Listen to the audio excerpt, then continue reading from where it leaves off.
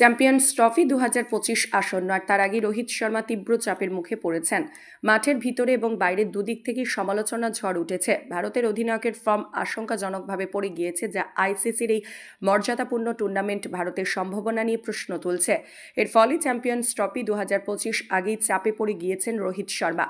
গত 10 ইনিংসের একটি ওয়ানডে এবং 9টি টেস্ট ইনিংস পরিসংখ্যান রোহিতের কঠিন সময়ের প্রমাণ দেয়। 2-3-9, 10-3-6, 18, 11-0-8।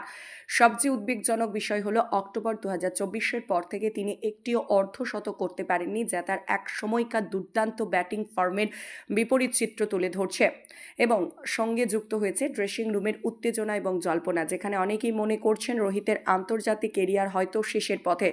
যদি তিনি দ্রুত ফর্মে ফিরতে না পারেন, এই পরিস্থিতিতে আসন্ন চ্যাম্পিয়ন্স ট্রফি তার জন্য এক গুরুত্বপূর্ণ পরীক্ষা হয়ে উঠতে চলেছেন। তিনি রোহিতের প্রসঙ্গে আরও ব্যাখ্যা করেন, একজন বড় খেলোয়াড় হওয়ায় রোহিতকে সবসময় চাপে থাকতে হয় এবং ভালো মন্দ সময়ের পার্থক্য নিয়ে নিজের অভিমত দেন। কপিল দেব বলেন, দল ভালো না খেললে সমর্থকদের রাগ হওয়া স্বাভাবিক, তবে যখন এই খেলোয়াড় টি-20 বিশ্বকাপ জিতে ফিরেছিল, আমি জীবনে কখনো এত উন্মাদনা দেখিনি। তাই যখন তারা খারাপ খেলে সমালোচনা হবেই। আমি বলি, খেলোয়াড়দের এত বেশি প্রশংসা করবেন না যে তারা সামলাতে না পারে।